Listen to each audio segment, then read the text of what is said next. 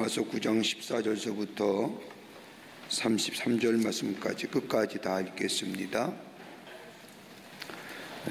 제가 앉아 읽고 여러분이 앉아 읽고 교독하는데, 남교회 교우들과 서교회 교우들, 영상을 통해서 이 호렙산에 참여한 모든 분들, 로마서 9장 14절서부터 33절 말씀까지 함께 교독합니다. 제가 앉아 읽고 여러분이 앉아 읽고.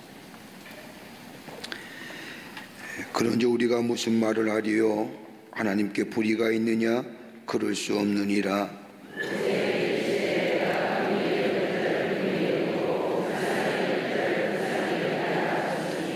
그런즉 원하는 자로 말미암도 아니요 다른 박질하는 자로 말미암도 아니요 오직 긍휼히 여기시는 하나님으로 말미암이니라.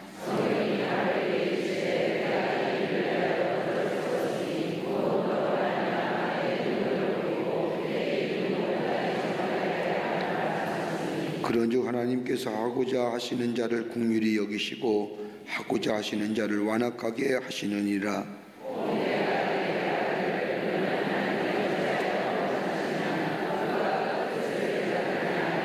이 사람아, 내가 누구에게 감히 하나님께 반문하느냐?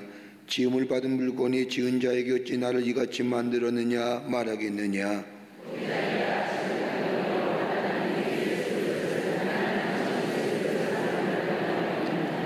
만일 하나님이 그의 진노를 보이시고 그의 능력을 알게 하고자 하사 멸하기로 준비된 진노의 그릇을 오래 참으심으로 관용하시고,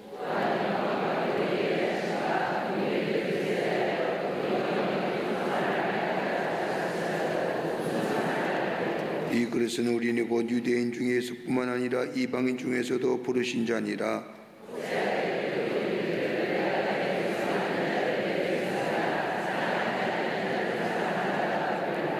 너희는 내 백성이 아니라 한 그곳에서 그들이 살아계신 하나님의 아들이라 일컬음을 받으리라 함과 같으니라.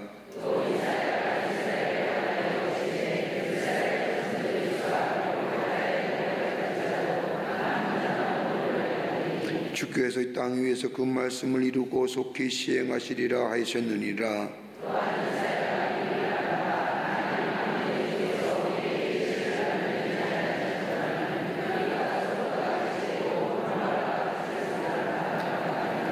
그런즉 우리가 무슨 말을 하리요? 의를 따르지 아니한 이방인들이 의를 얻었으니 곧 믿음에서 난 의요.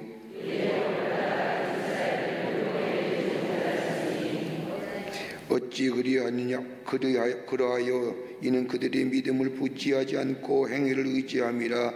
부딪힐 돌에 부딪혔느니라. 기록된 바 보라, 내 거치는 바위를 시온에 두노니 그를 믿는 자는 부끄러움을 당하지 아니하리라 함과 같으니라. 아멘. 하나님의 절대 주권으로서의 구원이라는 제목입니다. 우리가 새로운 한 주가 시작이 되면서 로마서의 말씀을 같이 다시 한번 새벽마다 같이 나눕니다만 20일 됐으니까 복습을 좀 한번 해보시면 좋겠습니다. 20일 동안 로마서의 말씀을 가지고 함께 새벽마다 나누면서 로마서의 말씀은 다른 것이 아니라 구원은 믿음으로부터 온다는 겁니다. 내가 행위가 아니라 내 공로가 아니라 오직 하나님으로부터, 하나님 믿는 믿음으로부터 우리에게 옵니다. 그러기에 하나님이 가장 기뻐하시는 게 뭐냐? 믿음이에요. 왜냐하면 우리 하나님은 온 인류가 구원받기를 원하시기 때문입니다. 그 믿음이 있어야 구원받잖아요. 그러니까 하나님을 기쁘시게 하는 건 뭐예요? 믿음 가지면 그 믿음이 우리를 구원해 주신다라는 겁니다. 행위가 선한 일이, 의로움이, 이스라엘의 족보가, 혈통이, DNA 아닙니다. 전혀 관계없습니다. 믿기만 하면, 예수 그리스도가 나의 죄를 위하여 십자가에 달려 돌아가심을 믿기만 하면 우리는 의롭다 여기시고 우리를 구원해 주신다는 겁니다. 또 하나, 여기까지 오면서 바울이 한결같이 말했던 것이 뭐냐면 예수님의 십자가를 통하여 나타난 하나님의 사랑이라는 겁니다. 그 사랑이 있기에 오늘 우리가 있는 겁니다. 하나님의 공의만 있으면 이미 다 심판받아서 죽었을 겁니다. 그러나 하나님의 사랑이 있기에 우리를 여기까지 인도해 주셨다는 겁니다. 그러기에 내가 너를 사랑한다고 하는 이 하나님의 말씀에, 내가 너를 사랑한다고 하는 이 말씀에 그저 우리는 뭐예요? 아멘하면 되는 겁니다. 내가 그 사랑을 믿습니다. 다른 것이 없습니다. 하나님 감사합니다 라고 하나님의 사랑을 받아들이는 자마다 나를 새롭게 하지요. 나를 깨닫게 하시고요, 나를 변화시켜 주십니다. 깨달음과 알지 못하니까, 하나님의 사랑에 대해 깨달음과 알지 못하니까 감사와 감격이 없었던 겁니다. 그러나 하나님의 사랑이 십자가로 나타낸다는 그 하나님의 사랑을 깨닫고 보니 너무너무 좋은 겁니다. 그 사랑이 나를 새롭게 하고 나를 변화시키고, 내가 비록 많은 것은 없지만 그 사랑 안에 감사와 감격 안에 살아가는 복된 존재가 되는 겁니다. 이걸 믿는 거예요. 하나 더, 여태까지 우리가 9장의 말씀까지 오면서 또 하나의 중요한 사실을 배웁니다. 구원은 하나님의 주권에 달려있는 겁니다. 내가 믿음으로 믿지만은 구원은 하나님의 주권에 달려있는 겁니다. 하나님께서 우리에게 사랑을 보여주시기 위해서 말씀이 되어 우리 가운데 오신 그 예수님, 여러분, 계시에는, 계시적 사건에는 두 가지의 계시가 있습니다. 하나는 뭐냐면 일반적 객관적 계시입니다. 즉 말씀이 육신이 되어 우리 가운데 오셨다고, 말씀으로 우리 가운데 오신 것, 이거 객관적인 계시지요. 그러나 주관적인 계시예요. 우리 마음에 성령이 계시오, 성령이 감동케 하시오, 믿음을 가지게 하시고, 우리가 연약할 때에, 우리가 힘이 들 때에, 말할 수 없는 한식으로 안타까워할 때 성령이 도우시고 위로하시고 격려해 주시고 기도하게끔 하신다는 이 성령의 역사, 이 주관적 계시입니다. 그러기에 말씀의 역사, 객관적인 계시와 주관적인 계시가 합해질 때에 거기에 구원의 역사가 일어나는 겁니다. 그런데 구원은 내가 하는 거 아니에요. 구원은 하나님이 주시는 하나님의 주권적인 것이에요. 여러분, 9장 말씀에 보면 하나님의 구원을 예정하셨다, 이런 얘기합니다. 8장 29절의 말씀을 보면 하나님의 구원을 미리 정하셨다, 이 장로교에서 얘기하는 예정론에 가까운 얘기인데 요즘에 이렇게 해석 안 합니다. 이렇게 해석하면 큰일 나지요. 구원이 미리 예정된 거 아닙니다. 다른 말이 아니라 믿음으로 말미암아 우리에게 구원을 주시는데, 내가 하나님을 향한 믿음이 있으면 나 또한 하나님이 정하신 사람이고 택하신 사람이라는 거예요. 예수에 대한 믿음이 없어도 구원받는 게 아니라 내 안에 하나님을 향한 믿음이 있으면 하나님이 나를 향하여 나를 구원받은 자로 택하여 주셨다는 거예요. 그러니까 믿음이 구원을 얻게 하는 거지, 믿음이 없이 다 예정되어 있고 누구는 믿고 누구는 안 믿고 이런 문제가 아니라는 거예요.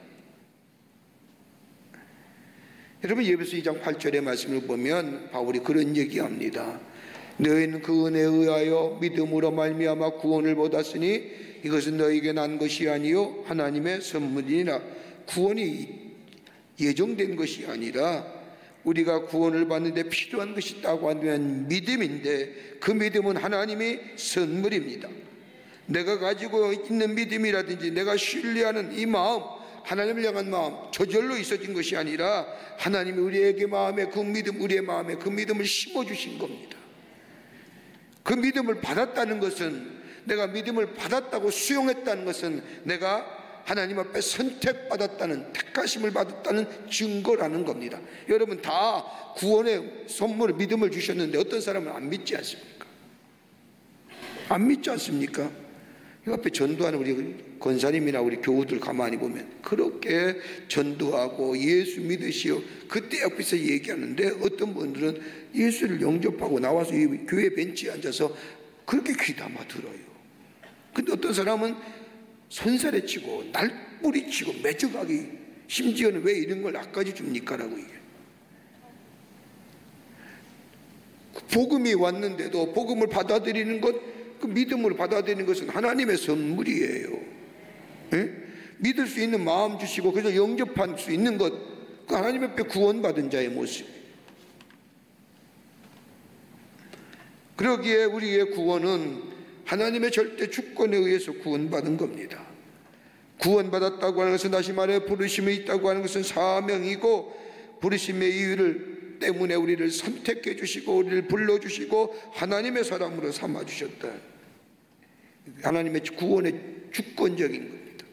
여기에 누구 하나도 저항할 수 없고 그 누구도 거부할 수 없는.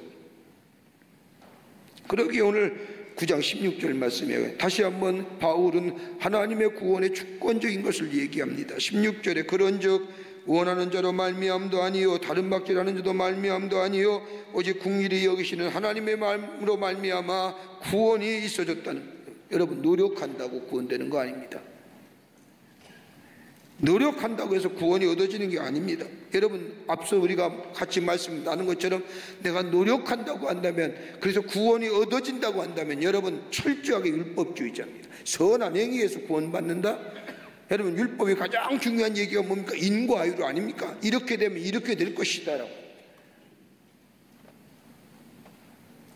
구원은 하나님의 주권에 있습니다. 우리를 긍휼히 여기셔서 우리를 불쌍히 여기셔서 우리를 구원해 주신 겁니다. 한번 생각해 보십시오. 긍휼히 여긴다는 것은 일방적인 거예요. 긍휼히 여기는 건 일방적인 거예요. 내가 상대방을 긍휼히 여기는 건 내 마음이지, 내 마음이에요. 그러기에 긍휼히 여길 자를, 바울이 얘기한 것처럼 긍휼히 여길 자를 긍휼히 여기시는 것은 하나님의 주권이에요. 왜 나를 긍휼히 안 여기십니까? 왜 내게 긍휼함을 주지 않는, 이거 얘기 못하는 거예요. 우리의 구원은 하나님으로부터 난 겁니다. 그러기에 로마서 5장의 말씀처럼 우리가 이미 원수 되었을 때, 우리가 이미 죄인이었을 때, 우리가 하나님을 알지 못할 때에도 하나님이 여전히 사랑해 주시고 우리에게 복음을 증거케 해주시고 복음을 듣게 하시고 우리가 믿음으로 하나님이 주신 선물을 받음으로 우리가 긍휼히 여김을 받아 하나님의 은혜 안에서 구원함을 받았다는 것은 내가 아니라, 내 의지가 아니라, 내 선함이 아니라, 내가 잘나서가 아니라 오직 하나님의 은혜라는 거예요. 이 안에 사는 겁니다. 그러기에 15장 15절 말씀도 그러지 않습니까? 모세의 예를 드는 겁니다. 출애굽의 예를 드는 거예요. 15절 말씀에 보면 모세에게 이르시되 내가 긍휼히 여길 자를 긍휼히 여기고 불쌍히 여길 자를 불쌍히 여기라 하셨느니라. 여러분, 이스라엘 출애굽의 백성이요, 애굽의 탈출이요 단순히 무슨 애굽의 탈출을 그치는 것이 아니라 하나님의 구원의 경험이고 해방의 경험이에요. 한번 보세요. 이스라엘 백성이 구원받을 수 있었던 원인이 어디 있습니까? 이스라엘 백성이 애굽에서의 노예 생활은 그의 조상 아브라함이 하나님의 말씀에 불순종하여 가나안을 떠나지 말고 애굽으로 내려가지 말라고 하는 그 말씀 어기고 내려갔다가 하나님의 아브라함 뭐라고 얘기해? 너희 후손들이 이 일로 인하여 애굽에서 종살이 하리라. 그게 몇 년이요? 430년. 애굽에서의 종살은 엄밀하게 얘기하면 모세의 아브라함의 말씀의 불순종이에요. 하나님께서 저들 애굽에서 구할 이유가 없어요. 저들이 저 이스라엘 백성이 애굽에서 노예된 자리에서 하나님 앞에 구원을 간구했잖아요. 하나님이 안 긍휼히 여기지 않으시면 구원할 필요가 없는 거예요. 광야에 40년이요. 한번 보세요. 이스라엘 백성들이 구원을 얻은 것은 저들이 구원을 호소했기 때문이 아니라 모세를 따라서 구원받은 것이 아니라는 겁니다. 이스라엘 백성이 구원을 받고 애굽 땅을 떠날 수 있던 것은 하나님께서 이스라엘 백성을 뭐하게 여기셨어요? 긍휼히 여기셨어요. 긍휼히 여기신 거예요. 여러분 한번 생각해보세요. 430년 동안 다 잊어버렸잖아요. 조상들의 신앙의 유산들 저들이 가졌던 좋은 다 잊어버리고 저 세상에서 애굽의 문물에 푹 빠져서 세상적으로 살던 저 이스라엘 백성 하나님이 긍휼히 여기시니까 구원합니다. 우리의 구원 어떻게 여겨요?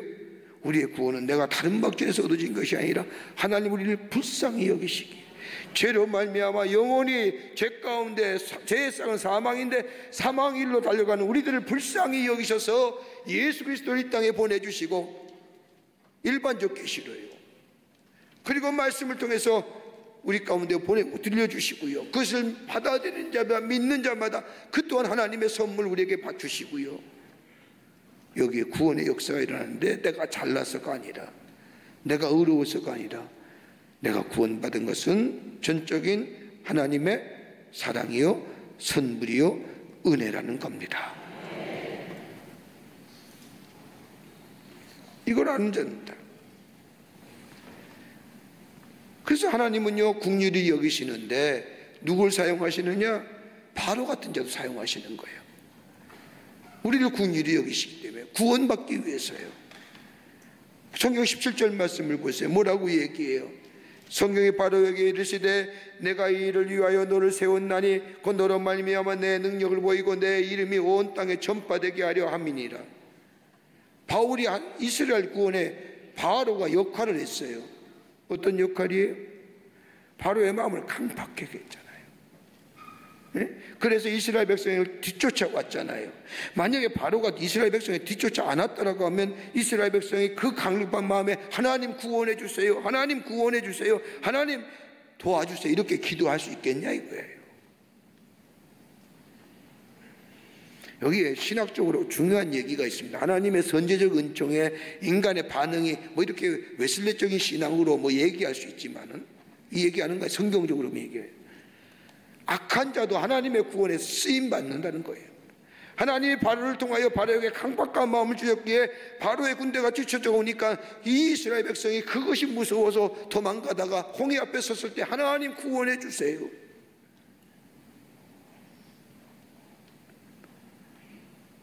바로와 같이 악한 자도 하나님 앞에 하나님의 구원에 쓰임 받는 거예요. 그러기에 우리의 구원은 이렇게 바울이 저 모세의 얘기, 이스라엘 백성의 출애굽의 얘기하면서 하는 게, 우리의 구원은 다른 것이 아니라 전적인 하나님의 주권에 있다는 겁니다. 그러니까 얼마나 우리가 택함 받은 사람입니까? 얼마나 감격한 거예요. 수많은 사람들이 복음을 들었음에도 복음을 배척하고 복음을 거부하고 복음을 싫어하고, 그러나 우리는 그 믿음은 하나님이신 믿음의 선물을 내가 받음으로 내가 은혜 안에서 구원받은 백성이 되었다. 이거 얼마나 놀라운 감격이에요. 그러기에 구약시대에 나오는 선택된 백성들, 여기 중요한 사실이 나와요.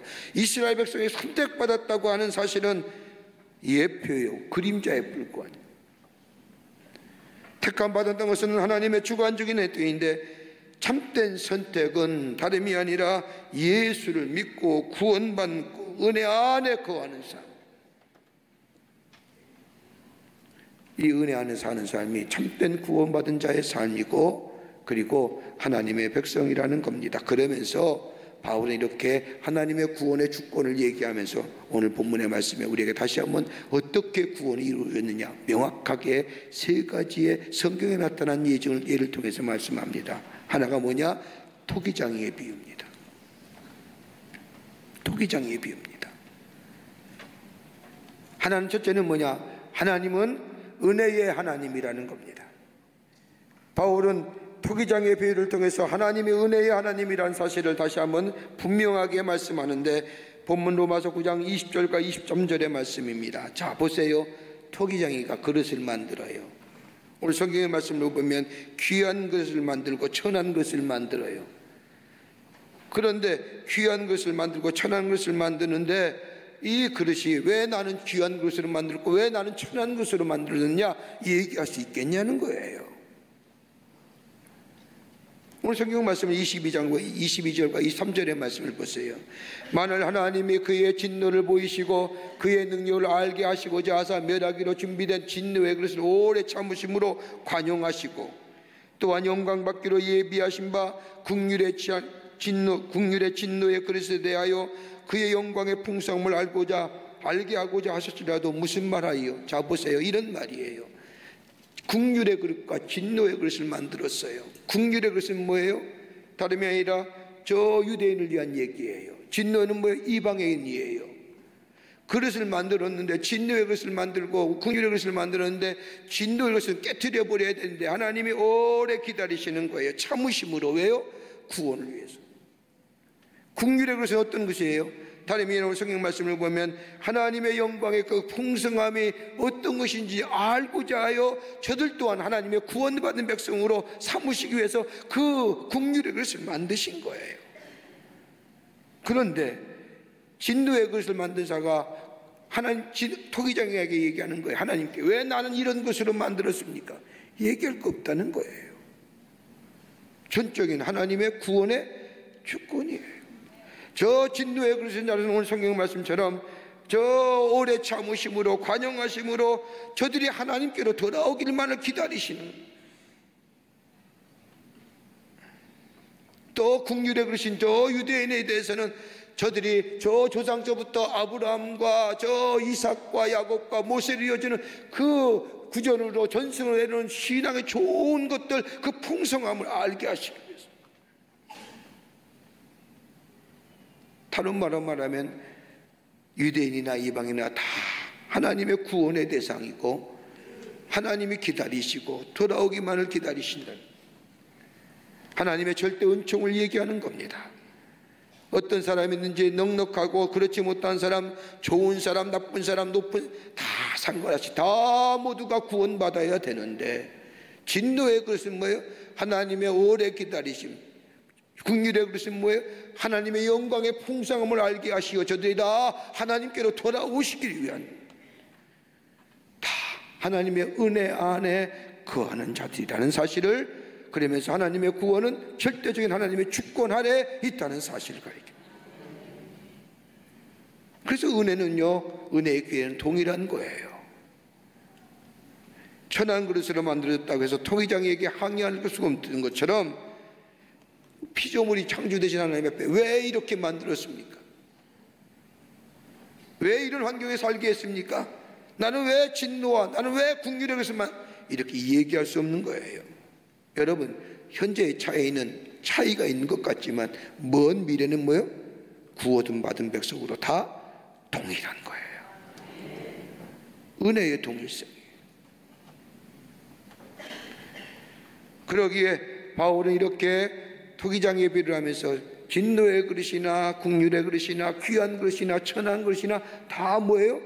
목적이 있다는 거예요. 귀한 것은 귀한 그릇대로, 천한 것은 천한 그릇대로. 이 얘기가 나중에 이스라엘 백성의 구원에 관해서 얘기하고자 하는 바울의 이야기입니다. 두 번째는요, 바울은 또 하나의 구원을 얘기하면서 뭐예요? 하나님은 공의의 하나님이시다. 그게 바로 로마서 9장 25절과 26절에 나오는 말씀입니다. 이 말씀을 통하여 하나님의 공의를 얘기하죠. 25절과 26절의 말씀을 보면 바울이 호세아서의 말씀을 통해서 이스라엘에게 얘기합니다. 호세아서가 어떤 말씀입니까? 고멜이라는 여인이 호세아의 아내 아닙니까? 고멜은 몸을 파는 여인이었습니다. 하나님 호세아에게 고멜과 결혼하라고 합니다. 싫습니다. 안 합니다. 해라고 하니까 호세아가 고멜을 데려다가 돈을 지불하고 자기 아내로 삼지요. 근데 고멜이 집을 나가서 또 다른 남자와 같이 살다가 애를 낳잖아요. 그 자식을 낳는데 호세아가 봐도 아무리 자식을 닮지 않았어요. 그래서 그 이름을 몰라요? 로한미라고 얘기하잖아요. 무슨 뜻이에요? 내 백성 아니라. 이렇게 바울이 이스라엘 백성과 유대인들의 이방인들을 향하여 이 말씀을 해. 구원은 하나님의 주권에 속한 성이지만 내 백성이 아닌 자를 사랑하시며, 다시 말해 이방인이라 할지라도 내 백성이 아닌 자를 내가 내 백성으로 부리라. 하나님의 공의가 있지만은 공의보다는 앞서는 것이 뭐예요? 하나님의 심판보다는 앞서는 게 하나님의 구원이라는 거예요. 공의의 하나님이시지만 저 호세아가 저 고멜을 통하여 다른 데 난 아들이라도, 다른 난 자식이라도 내 아이 백성이 아니지만 내가 저를 사랑한다고 하는 것은 하나님의 공의가 있지만 공의에 앞서서 뭘 얘기해요? 구원받아야죠. 누구든지 믿기만 하면 이방인이라도 내 백성이 아니라도 저들이 구원을 주신다고 하는 하나님의 놀라운 은혜와 사랑, 절대 주권을 호세아서를 통해서 다시 한번 하나님은 공의의 하나지만은 공의에 앞서서는 게 뭐예요? 구원받아야 된다. 다른 사람에게 열려진 백성, 열려진 구원에, 그 구원은 절대적인 하나님의 주권에 달려 있다는 사실을 말하고 있습니다. 또 하나 있습니다. 하나님은 사랑의 하나님이라는 겁니다. 은혜의 하나님이고 공의의 하나님이고 사랑의 하나님입니다. 그 말씀을 오늘 무슨 말씀이에요? 여기 오늘 본문의 말씀을 보면 남은 자 사상을 통하여 얘기합니다. 9장 27절에 이렇게 얘기하지요. 또 이사야가 이스라엘에 관하여 외치되 이스라엘 자손들의 수가 비록 바다의 모래와 같을지라도 남은 자만 구원을 받으리라. 여러분, 남은 자만 구원받는데요. 이 남은 자라는 게 어떤 거예요? 여러분, 남은 자를 하려고 하면 그 다음에 이제 다다음 주에 며칠 지나서 로마서 11장의 말씀을 보면 남은 자에 대해서 이렇게 얘기합니다. 11장 5절 말씀을 보면 그런즉 이와 같이 이제도 은혜로 택하심을 따라 남은 자가 있니. 은혜로 택함을 받은 자가 남은 자예요. 여러분, 남은 자는 은혜로 부르심을 입은 자들이에요. 은혜가 은혜됨을 깨닫고 인식하며 은혜 안에 거하는 자만이, 이 남은 자만이 구원을 받는 것. 다른 말로 말하면 다 예수를 믿지만은, 다 이 세상에 사람이 살지만은 오직 은혜 안에서 은혜를 깨닫고, 어떤 은혜요? 예수 그리스도의 십자가의 은혜예요. 그 은혜를 깨닫고 그 은혜 안에 살며 그 은혜 안에 거하는 자가 남은 자, 이들 자만이 구원받는 거예요. 다른 말로 말하면요, 모든 사람이 이방인이나 유대인이나 다 구원에 대해서 열려져 있는데 다른 것으로 구원받는 게 아니라 십자가의 은혜를 믿고 은혜 따라 살고 은혜 안에 거하는 자, 그럴 때에 그리스도와 연합하는 자가 되고 그리스도의 영이 이끌려 받는 사람, 이런 자만이 남은 자로 구원받은 삶을 살아갈 수 있다고 하는 거예요.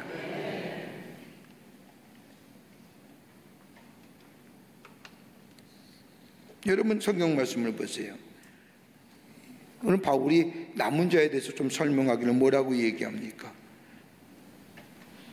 남은 자 사역을 좀 알려고 하면 성경 말씀에 저 이스라엘 아합이 통치하던 시대에 이스라엘 백성들이 전국적으로 우상을 빠졌습니다. 어디서부터 보냐? 저 단에서부터 부엘세벨까지 우상을 섬겼어요. 단에서부터 부엘세벨까지 우상을 섬겼다는 게, 저 단은 저 북쪽이고 부엘세벨은 남쪽이에요. 북쪽과 남쪽의 모든 이스라엘이 다 우상을 섬겼어요. 그런데 그 가운데서 뭐예요? 남은 자, 하나님의 구원에 대해서 은혜 안에 살며 은혜 따라 살며 은혜 안에 거하는 자들. 여러분, 이런 남은 자를 통해서 또 바벨론 포로가 돌아온 이스라엘 성이, 이스라엘 성전이 건축이 되지 않습니까? 다 구원받았고 다 열려진 문이지만은 하나님의 십자가의 은총 안에, 예수 그리스도의 십자가 은혜 안에서 은혜 안에 거하며 은혜 따라가는 삶이 될 때에 그게 구원받은 자고, 그런 남은 자를 통하여 하나님의 구원의 역사가 임한다는 겁니다. 나중에 11장의 말씀을 보면 다른 것이 아니라 엘리야가 얘기가 나오죠. 엘리야가 그런 얘기하지 않습니까? 저 아합과 저 이세벨이 죽이려고 할 때에 도망가지 않습니까? 850명과 갈멜산에서 싸워 승리한 사람입니다. 그런데 죽인다고 하니까 무서워서 도망갑니다. 저 갈멜산에서 뭐라고 얘기합니까? 하나님, 다 죽었습니다. 나만 남았습니다. 나 죽여주세요 라고 할 때 하나님 뭐라고 해요? 너만 남은 게 아니라 너를 저 바알에게 무릎 꿇지 않은 7,000명을 남겨두었네. 남은 자예요. 하나님의 구원의 역사는 어디서 일어나느냐? 남은 자를 통해서 이루어진다는 거예요. 은혜 안에 거하는 자, 은혜 따라 사는 자, 은혜 안에 감격하며 살아가는 인생. 그 은혜는 뭐예요? 십자가의 은혜. 그러기에 은혜에, 하나님의 은혜로, 하나님의 사랑으로, 하나님의 공의가 있으면 심판받아야 되는데 공의하지 않으시고 구원을 먼저 이루시기는 그 하나님의 사랑에 의해서 구원받은 자라는 거예요. 그래, 구원은 누구에 의해서요? 하나님의 주권이에요. 내가 다름질해서 된 게 아니라, 내가 잘나서가 아니라, 내가 선하는 게, 내가 공로가 있는 게 아니라 은혜 안에서 구원받았다는 것. 그렇기에 그 은혜 안에 거하는 자는 어떻게 해요? 늘 겸손하게 된, 겸손한 자세로 하나님을 섬기며 하나님 나라를 살아가는 복된 하나님의 백성이 되는 줄 믿습니다. 우리의 구원을 다시 한번 확인하면서 하나님의 은혜가 내게 있었기에 구원받았습니다. 그 은혜에 감격하며 사는 여러분과 저와 되시기를 주의 이름으로 축원합니다. 하나님 감사합니다. 우리의 구원은 내가 잘나서가 아니라, 내가 똑똑하고 탁월해서가 아니라 하나님의 은혜요, 우리에게 주신 하나님의 사랑인 줄 믿고 다시 한번 그 은혜와 사랑의 감사와 찬송을 돌려보냅니다. 이 구원의 감격이 우리 안에 늘 넘쳐나게 하여 주셔서 은혜 안에 거하는 자 되게 하시고 은혜 안에 사는 자 되게 하여 주시고 남은 자 되어 하나님의 놀라운 구원의 역사를 이루어가는 하나님의 백성들이 다 되게 하여 주시옵소서. 성령이 도우시고 우리 안에 늘 함께해 주시고 우리와 늘 우리의 삶 속에 인도해 주시옵기를 원하오면서 예수님의 이름으로 기도하옵나이다. 아멘.